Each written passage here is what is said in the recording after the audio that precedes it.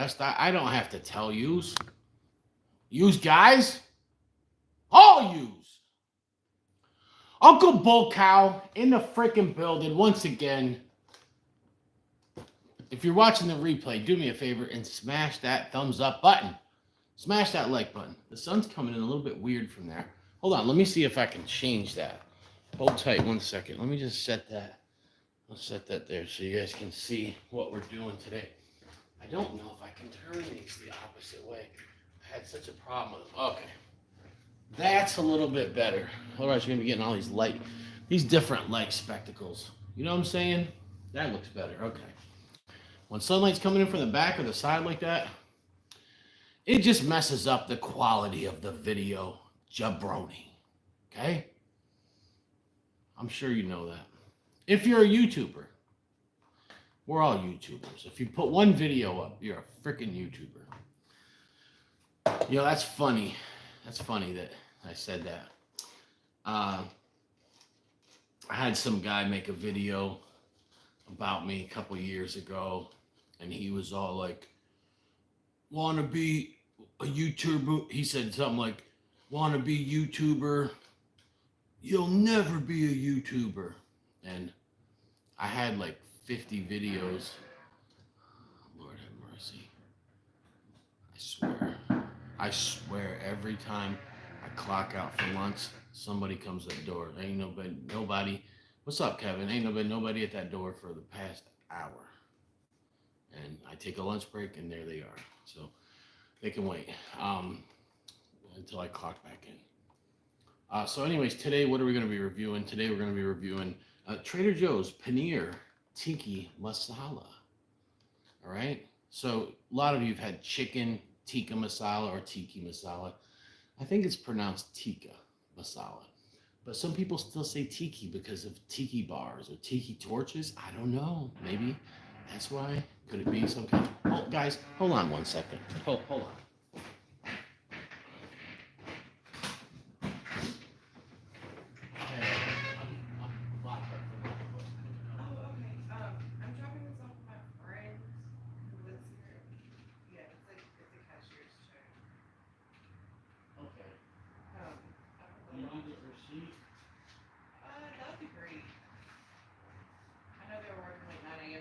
Oh, no.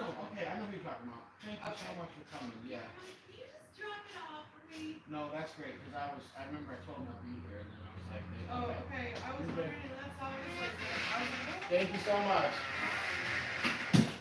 All right, guys, I'm back. Sorry about that. I had someone come through. So when I take a break on the weekend when I'm at work, because I'm at work now, I'm at the office.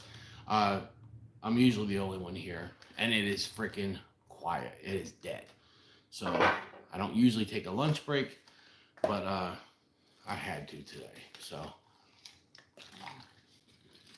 anyways, let's get back to the topic at hand, jabroni. So we have Paneer Tikka Masala or Tikka Masala. I will say both. You know, people said Tikka Masala. Even Indian restaurants have said Tikka Masala to me. So I don't know, you know. I don't know what they say down here in the South. Up north, most of the people I know say Tikka Masala. It's Tikka Masala. Is Uncle Bull Cow wrong? Yeah, probably. Paneer Tikka Masala with spinach basmati rice. So it's got basmati rice that has spinach in it. Now, what's really good also is they have a paneer that's just in spinach, right? There's no rice with it.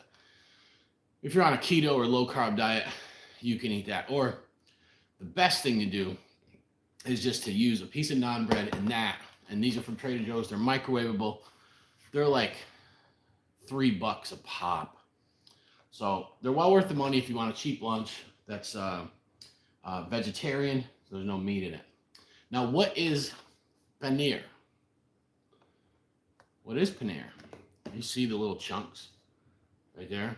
It's not tofu, because you know I hate tofu. I got it right here. And what it is it's cheese. But It's fresh cheese, okay? I like it better than fresh mozzarella, and I'm Italian. What's that tell you? Um, and you can actually make your own paneer. And me and my wife tried it once. We didn't have the right milk to do it with, so we didn't get a lot. But you literally take whole milk or even half and half. Maybe you could use heavy cream, I don't know, but you got to have something that's at least whole milk or a little bit creamier, right? And you put something in the. You're going to either use vinegar or lemon juice in the water. I think you put water, or maybe you just do milk. I don't remember. But anyways, you boil it, and you have that sour in there, and that makes it curd. And then you scoop out all those curds from the milk. It makes the milk curdle. It curds. And then what you do is you just squeeze it out in a cheesecloth, get all that liquid out of it, and you take that and you can press it, if you want to, into the bottom of a little square pan, and you can have chunks like this, or you can just leave it loose, and you have a fresh cheese. Excellent, excellent. It digests way easier than an aged cheese, and it's really good. So will it burn is the question. Is it hot or is it not? So we got the rice with the spinach.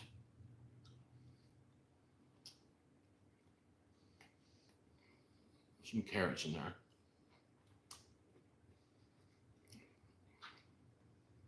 Give you your vitamins for the day, right? Not bad for microwave. And let's try the masala sauce.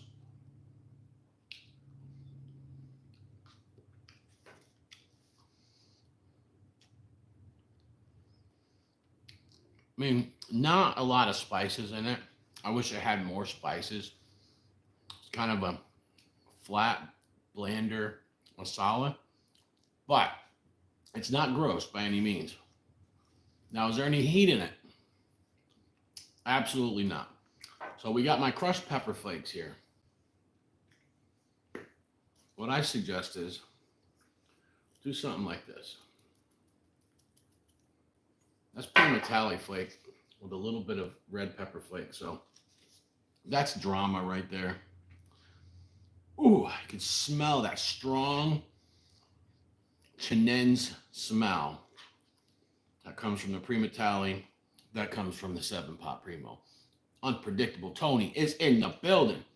All right, so now Uncle Book's about to get lit beyond all measure. Hopefully my stomach is okay with this. Also, what I have here, some white balsamic Reaper hot sauce. Christian Crabtree in the building. We'll do this a little different. I don't want to mix it with this yet till I see how it is with the pepper flakes. Let's do this. Oh yeah, look at that. Saucy.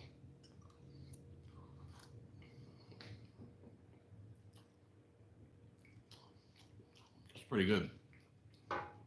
Now this has some spices in it and cinnamon and stuff. I wasn't sure how it would pair with this. I'm at work and I don't have. Yeah, it is. It's good too.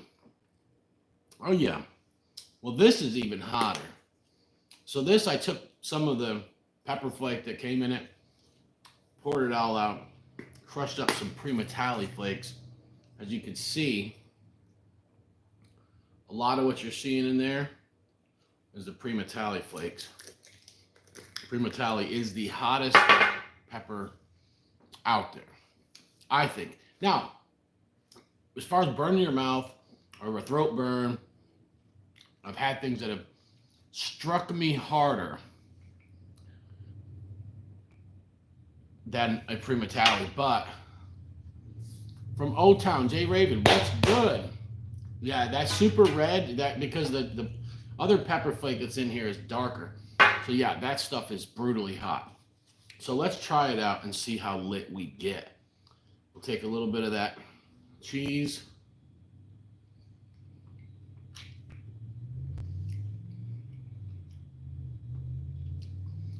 Oh yeah. Wow. That definitely kicked it up a couple notches. The dragon pepper. All right, so dragon's breath. The orange dragon's breath is the hottest pepper I've ever eaten. Period. But everyone says the oranges will go the way of the orange, or they have a citrusy, like a battery acid kind. I don't know, like an extra burn um, that doesn't register as high on the SHU scale. I think the Primatali would test higher than anything else. I think it would test higher than the mustard pepper X that supposedly tests at 2.6 million, but last independent test it came back at 800,000. So I would say that the Primatali would blow that away. It'd blow away the Carolina Reaper, of course, the Moruga Scorpion, all the common red pods. I think the Hellhammer would give it a run for its money, and there might be some other red pods out there that are close. But I think these things are testing, you know, in the 2 million range. I mean, Troy Primo, 7-pot Primo, 1.76 or 1.7 something million. You know what I'm saying? And the Primatali is allegedly part Primo. I believe it is. You know, it was an accidental cross, but the guy said he took the seeds from a Fatali that grew next to Primos.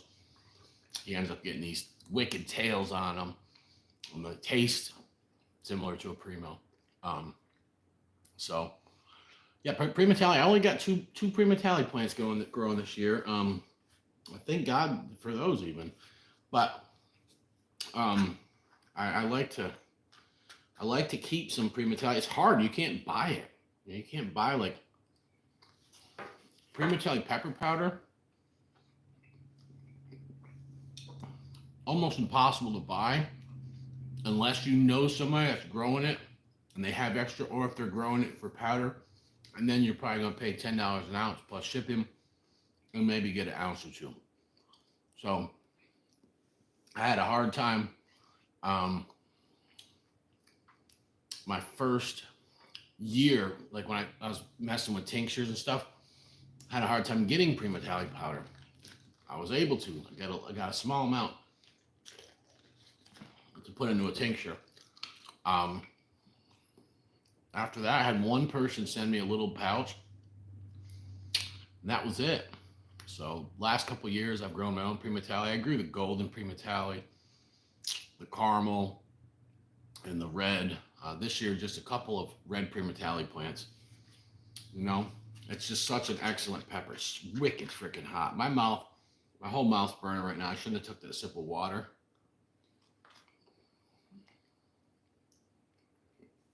That's hot. You can see the flakes.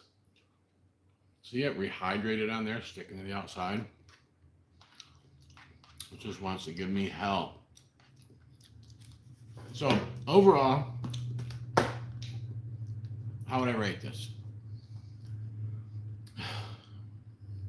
It's not overly spiced, so you know it doesn't really taste like a true tikka masala, right? But it's good. It's good. You could eat this with a piece of naan bread. You know, put some hot sauce on it. You'd be good. My thing is, I rate it decent as it is cheap, right? It's a cheap lunch, okay?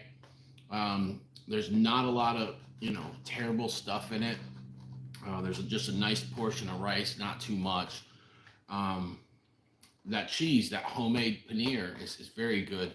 It's got a good amount of protein in it, and it's not processed, right? So you're not talking about, you know, processed cheese or even an aged cheese that takes your body a little bit more. Your digestion takes it a little bit more to get it broke down. Wow. All right. So adding the pepper flake just made this so much better. By itself, I wouldn't like it. I like to have more flavor and more heat than what it's got. By itself, ranking on heat, absolute zero. No heat, not even a hint of heat with this. Tikka Masala and most Indian curries and stuff like that, they should have heat. They should naturally have some heat to them. Now, I went to Indian restaurants for years. Gandhi in Albany, New York, downtown Albany. Man, I've been to other ones up in New York too. But Gandhi, they have the best Indian food in New York. They also have a lunch buffet sometimes. I think during the week from like 12 to 2 or something. But that was the place that really cut my teeth on some different Indian dishes. There's also a place, I hope it's still there, on the corner of, what's that? They call it Central Ave, and almost on the corner. It's on Fuller Road. It goes to Stuyvesant's Plaza. And then eventually, I think we cut over from the cross gates from there. Yeah. Indian Spices. Indian Spices, the place is called, Albany, New York. They have fresh ground chilies and all kinds of spices. They sell a little bit of fresh produce. They usually have okra and some of those bitter gourds and different stuff. And the guy makes samosas, brings them in and puts them in the cooler so you can buy them, buy a bag full of them. And first time going there, I grabbed some extra hot chili powder. I grabbed some, what's up, Chris? Oh, that's Chip. What's up, Chip? How's it going? So I tried the samosas, and it's like a dough, like a empanada type dough, maybe a little more flaky. And they stuff it with potatoes, peas, and Indian spices. And first time I went there, I grabbed some of them, threw them in the bag, and I was like, I said, what's in these? And they told me. And I took a bite of one right in front of the guy at the register that was cashing me out. And he was like, no, you're supposed to warm up. He's telling me I'm supposed to warm it up. I'm like, man, I can eat. I'm just trying it, And I took a bite of it cold, and I tasted that blend, that spice blend, and was like, what is that? I'm like, that's phenomenal. And it was cumin, coriander, the whole seeds, and curry that flavored that. And I was in love, man. And so I said, how do I make it? I said, and he told me if I wanted to, I could just use the Goya empanada shells and they'd work just fine. Just making a little empanada, a little hot pocket, frying it. And so I made samosas for years. I don't remember what he gave me, but he had something that lit me up. This is back by 1997. Yeah, 1997. Could have been earlier than that. But I remember he gave me something and it got me because I was trying to get burned, man. And then he goes, here. And he gave me a little mango smoothie and he goes, that'll cool it down for you. But yep, Indian Spices. And then, of course, Gandhi Indian restaurant. That's the first place I ever tried Tikka Masala, chicken sagwala, vindaloo curry, and all that stuff. And so I just had this love for Indian food. I don't make it as often now because my daughter Eliza doesn't like it. I don't know why she doesn't like it. Now I did make a different type of vegetarian curry, I think with chickpeas. Oh yeah, man, of course, Tony. I made a curry not long back that she ate pretty good. okay? But she's not too fond of it. So, and me and my wife, when we first got married, we were making a lot of Indian food, um, like constantly. So I think we may have got burned out a little bit too. So it's you know, but it's hard to find good Indian food. Um, I found some okay places around here. I know wherever me and my wife went on our first date, it wasn't that good. We got Tikka Masala. I said, make it as hot as you can. It wasn't hot at all, right? But let's go back to Gandhi. See how I get sidetracked when I'm talking? Gandhi in Albany, New York. I told them, make it as hot as you can. They said, we're not going to give you your money back. If you waste your food, you waste your food. I said, I'm good. So they made it, and it was nice. It was spicy. I went back there. I brought one of my homeboys with me, Christian. Me and him grew up together, and he was one of the only people, man, that he's been around the world. He lived in Korea and lived in Puerto Rico and Florida and different places. Now, the reason I'm telling you this is because most of the people in my town, they're ignorant when it comes to food, and they're not willing to try anything new, right? They're just not. I mean, if you cook it for them and you have some kind of party or something, maybe you can talk them into just take a frickin' bite. You know, they're kind of dumb. I don't want to say dumb. They're just ignorant to it. They're used to the same old thing over and over. Now, there's different cities and places in America that are like that too. But Christian was willing to try anything. So I said, yo, you gotta come to this Indian restaurant. He said, all right. We went down there and I said, give me, I think it was chicken sagwala. I said, as hot as you can make it. I said, you remember me? I was in here. And they said, yes. I said, that was hot that you gave me, but make it hotter. And they said, are you sure? And I said, come on, you seen I ate the last one. They're like, okay. So they made it up. They brought it out. I sat there, took a couple bites. The guy, the waiter, he went to the back, got the cooks. They all came out, and they were all looking at me. And they were like smiling like this, just waiting. And I went, whew, yeah. And I gave them guys a thumbs up, and then, you know, they were all looking, they were laughing and stuff, and they were like, you gonna eat it all? I'm like, hell yeah, I'm gonna eat it all. But that's the first time I ever got wrecked at a restaurant, right? I was loving it. Now, I'll be honest, it was pushing myself past my spice threshold. I was burning a little bit more than I would have liked to, but of course I finished the food and it was awesome. So yeah, and besides that, I don't know. I mean, even we used to have like suicide wings and stuff back in the days when I worked at some different pizzerias and whatnot. Even those, I could handle them just fine. And so yeah. Now I've been burnt before that, but by my own doing. The 750 NASCAR extract, cooking it down for hours with habanero pulps, smoked the whole house up, or not smoked, but the little microscopic fumes.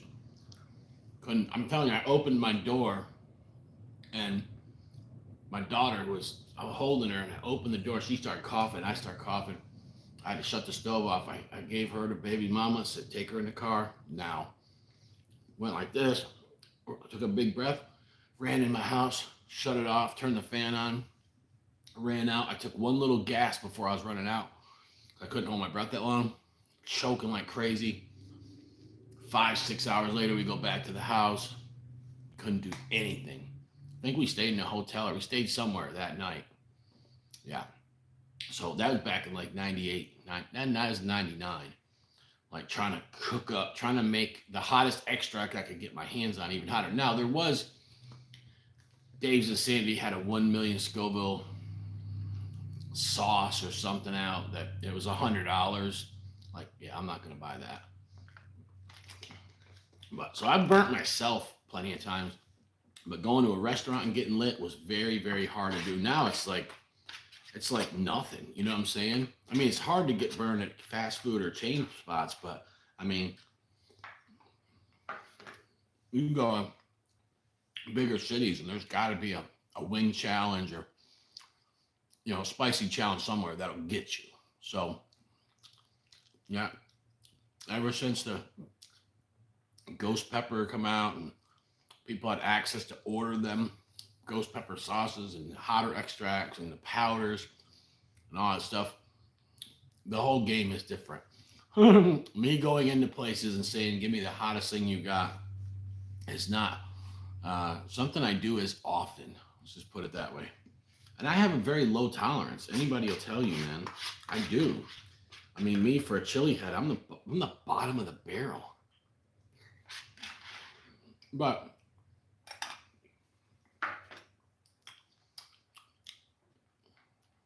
I like spice more than the average person. You know what I mean? Got sick twice, 2 years in a row. It was in February. That's what's crazy about it. Both times after I got better, got over the sickness, my tolerance dropped. My natural, born with tolerance to heat. Yeah. But so that's where I'm at, man. I can detect heat in things, you know, that are very, very low heat now. And I like that. I tell you right now, I would not want to be, I would not want to be one of these people that is constantly doing the hardest challenges, multiples thereof, maybe pepper eating contest too, like where they could not detect heat in something that is hot, something that's medium, or you know what I'm saying? I wouldn't want to be that guy, man. I love doing hot sauce reviews, you know, and I love being able to tell people how hot something is. Now peppers, I'm pretty good with that too. As long as I stay to eating the same size, a side slice, you know, I'm pretty good with giving the heat out of peppers. But of course, right now, if I was to eat a whole habanero or Scotch bonnet, it would probably annihilate me. That's where I'm at. But once the season gets going and I kind of just get used to it because I'm not really, my tolerance isn't really going up. I'm just kind of used to that burn. I think my tolerance may go up a slight bit, man. Not a lot though. And I've tested it, guys. You guys know me. I've come on here for a week straight and done challenges, League of Fire stuff, bam, bam, bam. You know, I've come on and I mean, there's been times where I've done pretty much challenges for 2, 3 weeks straight, every night, or sometimes 2 or 3. You can go back and check my League of Fire account, man. Memorial, Labor Day, you know, Thanksgiving, there's holidays. I'm just bam, bam, bam, bam, knocking them out. Yeah, the health problems I'm having right now, I can't do anything. Heck yeah, man, Chip, that's awesome. Yeah, I downsized this year for my personal grow, but I upsized with my sauce growers. I have two now. I had two. Well, last year I had one guy that I got some peppers that he already grew from, and this year I just have the two growers growing the same things. Um, but yeah, yeah, man. I mean, I'm praying it's a good season. I think it will be. Um, if it's too good of a season, that's more money I got to come up with to pay the farmers. I'm going to be struggling. So, but you know, that's the thing is when these peppers start coming in, I'm just going to go in the kitchen every week, make sauce, make sauce, make sauce, make sauce, make sauce through the whole season, bust my butt, and then peppers, whatever's left, vacuum seal them, freeze them, and have those to get me through the winter months. Uh, and it's gonna be tough, man. I'm gonna be honest. It's gonna be tough. It's a lot. It's a lot. Even just de-stemming thousands and thousands of peppers is a pain in the butt, you know. And so I'm gonna be making sauce, selling sauce, and all that stuff. My personal grow is just for us to eat. Now I know there's gonna be a couple people are gonna ask me for a small box here and there. We'll figure that out. I'll have a little bit I can part with, um, but yeah, I didn't grow in the raised beds this year, man. I cut way back and stuff. I needed to. I needed to. The stress. First of all, I didn't have the money for the soil. I don't amend soil. I don't recycle or anything like that. If I had the space, I would do that, of course. So I buy soil. The cost of soil went up, 11.99 a bag. Now I'm using organic. Okay, so I know I could go with cheaper. There's cheaper options out there, right? I could get topsoil or compost, whatever. I use what I use. It's organic and I trust it. So, but that price went up. That used to be $8.99 a bag, then $9.99. Now it's $12. So the price of the soil goes up. I only get 2 5-gallon pots filled with on each bag. So you're talking $6-7 worth of soil in each pot. Then you got your blood meal, your bone meal, and then I might add some nutrients later on in the year. And now you're plus the cost of the pot or something. You're talking $20 um, involved, and it's like, hey, there's sometimes I can just pay $20 for a pound of peppers from somebody. I may or may not yield a pound off of that plant, So it's not worth it for me to grow a ton in the pots. Now, if I had a yard and a garden and all that, you're getting better yields. Yeah, I'd do it. Or if I had bigger pots, but I do have some bigger pots, and I'm hopefully gonna do okay. Last year I had some plants that they did not do well because they were getting too much sun. They were on a deck getting blasted with sun. I had to water. I'm rinsing out the nutrients. I didn't add no fertilizer to them or anything. And the yields just sucked, You'd see like 2-3 peppers come on, then they'd ripen, you pick them, then you get 2 or 3 more, 4 or 5 or something. So do I know how to grow? Yes, of course I do. But there's sometimes you're just lazy, or you just don't do something because you're like, wow, I'm just gonna, whatever, I'll leave it. And so my yields in the bigger pots were good, and my yields in the some of the 5-gallon smaller pots in front of my house, because it doesn't get blasted with much sun. Some of the yields were good on those. Some were great. My Scotch bonnets were great. Oh gosh. But there was some that it's weird. I had like the KSLS. The yields were medium to medium low. It's growing right next to the Scotch bonnet's insane. But it's sometimes you get that. It fluctuates. You don't know what you're gonna get.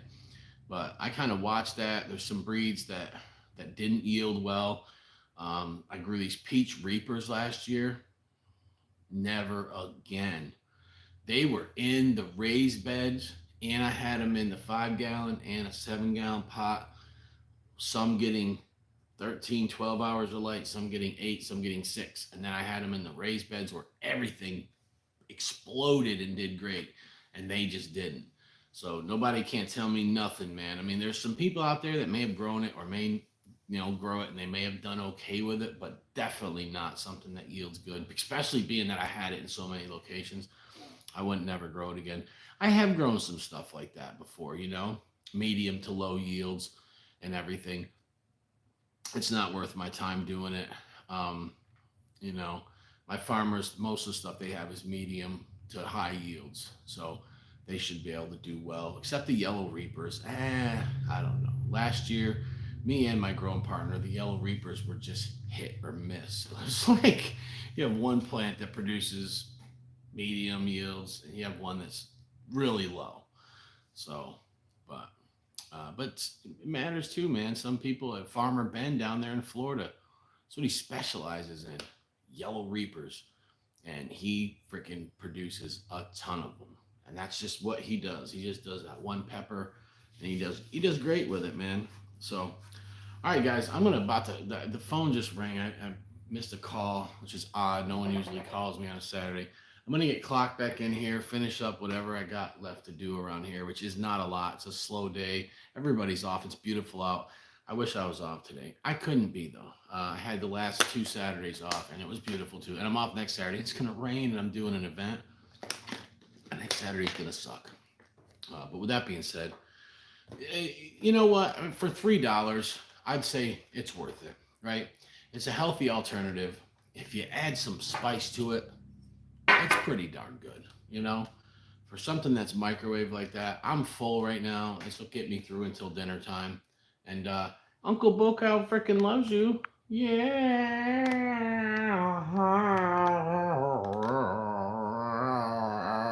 I forgot to stop the video.